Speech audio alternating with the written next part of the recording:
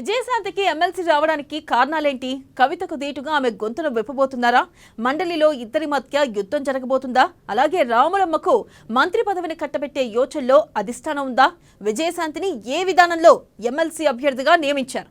దీని వెనుక కాంగ్రెస్ పాటించిన విధానాలు ఏంటి? విజయశాంతికి మంత్రిత్వ శాఖ ఇస్తే మొదటి నుంచి కాంగ్రెస్ పార్టీలో పనిచేసిన వారు ఊరుకుంటారా? అధిష్టానంపై ఆగ్రహం వ్యక్తం చేయరా? Let's watch this story.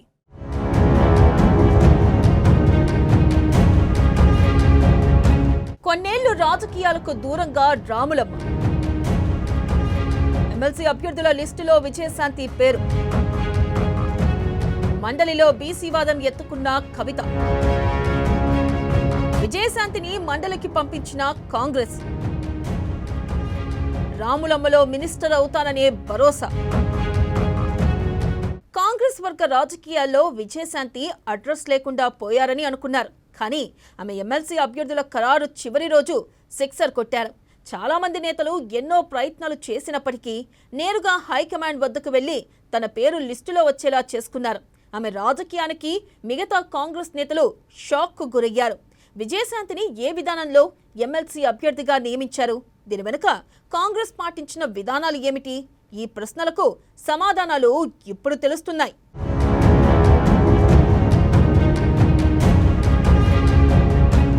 విజయశాంతిని శాసన మండలికి పంపించడానికి ప్రధాన కారణం కవితకు దీటైన నాయకురాలు ఉండాలని. అందువల్లే కాంగ్రెస్ పార్టీ విజయశాంతిని మండలికి పంపించిందనే ప్రచారం నడుస్తుంది. ఇక ఇదే సమయంలో విజయశాంతి కూడా కవితకు పోటీ ఇస్తానని చెప్పడం, తానేంటో చూపిస్తానని చెప్పడం సంచలనం కలిగిస్తుంది. ఢిల్లీ లిక్కర్ కేసులో బెయిల్పై విడుదలైన అనంతరం కవిత శాసన మండలిలో బీసీ వాదం వినిపిస్తున్నారు. ప్రభుత్వంపై విమర్శలు చేస్తున్నారు. ఈ క్రమంలో కాంగ్రెస్ పార్టీ నుంచి ఒక్క మహిళా నాయకురాలు కూడా కవితకు ధీటుగా సమాధానం ఇవ్వలేకపోతున్నారు. అందువల్లే కాంగ్రెస్ పార్టీ అధిష్టానం విజయశాంతిని ఎమ్మెల్సీగా నియమించింది అని తెలుస్తుంది.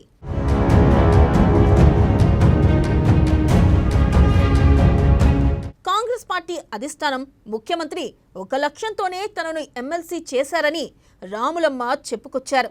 అయితే ఎమ్మెల్సీగా గెలిచారు కాబట్టి మంత్రివర్గంలో అవకాశం దక్కుతుందా అని ఓ మీడియా ప్రతినిధి ప్రశ్నించగా లెట్స్ వెయిట్ అండ్ సీ అని విజయశాంతి బదులిచ్చారు.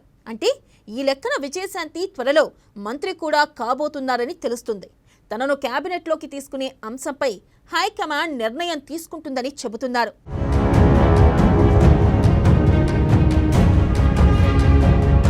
తెలంగాణలో 6 మంత్రి పదవులు ఉన్నాయి. ఎమ్మెల్యేలుగా గెలిచిన సీనియర్లు పదవుల కోసం ఏడాదిగా హైకమాండ్పై ఎలాంటి ఒత్తిడి తీసుకురావాలో అంతటి ఒత్తిడి తెస్తున్నారు.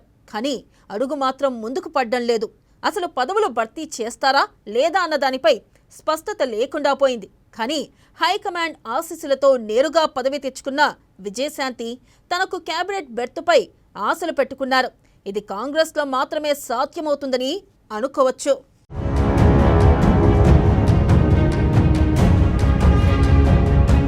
ఇక విజయశాంతి ఒక్కో పార్టీలో 2 సార్లు చేరారు.